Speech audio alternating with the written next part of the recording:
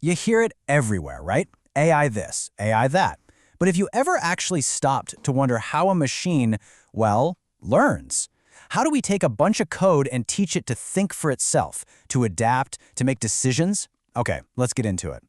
So what's the big idea behind machine learning? It's all about making machines intelligent, getting them to learn on their own, kind of like how we humans do.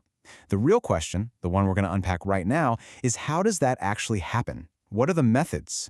Turns out it's not magic. It really just boils down to three main strategies, three different ways of teaching. We're going to look at supervised learning, unsupervised learning, and reinforcement learning. And trust me, by the end of this, you're going to start seeing these three things everywhere. Okay, let's kick things off with the most common one, supervised learning. The absolute best way to think about this is like you're learning with a teacher, a really, really patient teacher who already knows all the answers. So with this method, we hand the machine a huge amount of data, where every single piece of it is already labeled with the right answer. It's like giving it a practice test, but you also give it the full answer key. The machine's job is just to figure out the connection between the questions and the answers. This is why it's so good for things like predicting stuff. Like forecasting sales or figuring out what's spam in your inbox. Okay, so where do you see this in the real world? Well, a perfect example is election exit polls. You know how the news channels can start predicting who's going to win hours before all the votes are even counted? That's not a guess. That prediction is being powered by a classic supervised learning model. Here's how it works. First, they gather tons of feedback from thousands of voters. That's the input. And they match it up with all this historical data and known results. That's the labeled output. Then, with all that info, they build a model, kind of like a prototype predictor. And finally, when the brand new unseen data from election day starts coming in, they just feed it into that model to get the prediction. And we're not just talking about raw numbers here.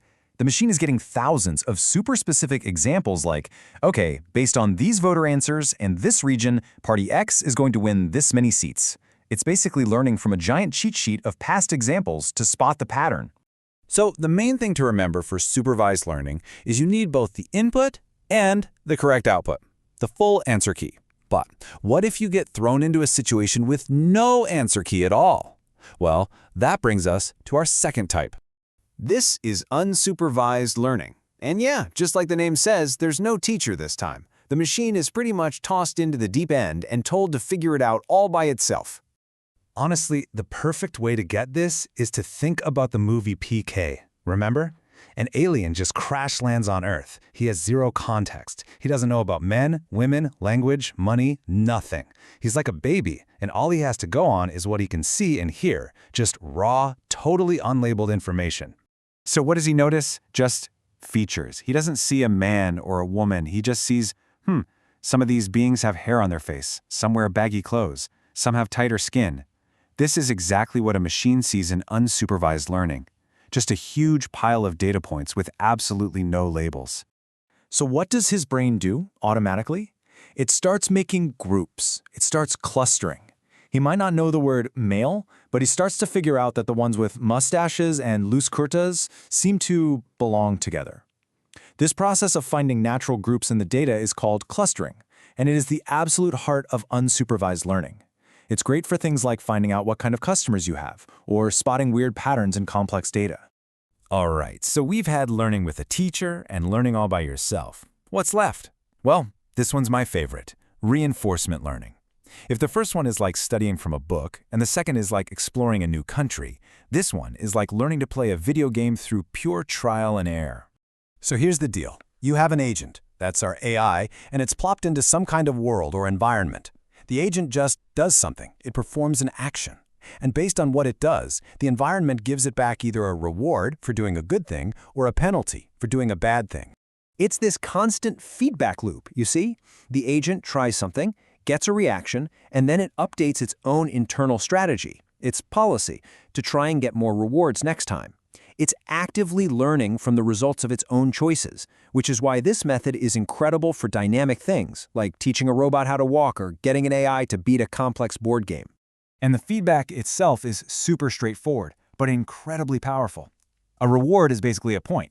It tells the agent, yes, do more of that. A penalty is like losing a point. Nope, don't do that again. Over and over, sometimes millions of times, the agent just keeps tweaking its behavior to get the highest score possible. Let's go back to our alien friend, PK, because he's a perfect agent for this. He performs an action, He hands someone a 50-rupee note, and the environment gives him something back, a bunch of carrots. That's a positive reward. His brain immediately makes a connection. Okay, this paper thing gets me food. So what's his next move? He updates his strategy. He thinks, aha, it must be the picture of the old man on the paper that's valuable. So he tries to trade other pictures of Gandhi. And what happens? Nothing. He gets nothing back. That's a penalty. His strategy was wrong, and that feedback forces him to rethink it. He learns, oh, it's not just any picture, it's that specific piece of paper that has value. That's trial and error learning in a nutshell. Okay, so we've got our 3 different ways that machines learn. But here's the really cool part. They don't always exist in their own little worlds.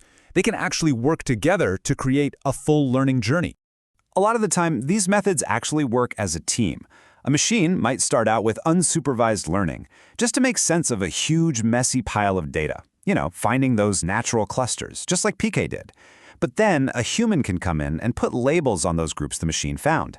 And just like that, you've got a perfectly labeled data set ready to go for supervised learning. It's this awesome journey from just discovering patterns to actually classifying them. So let's do a quick flyby one last time. We've got supervised learning. That's learning with a teacher and an answer key, like predicting elections. Then there's unsupervised learning, finding patterns all by yourself, just like our alien friend discovering humanity. And finally, reinforcement learning, learning from rewards and punishments through pure trial and error. And that's really it. That's the secret sauce behind how machines learn. So I'll leave you with this question.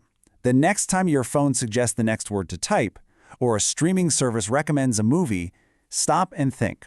Which one of these 3 learning types is at work right now?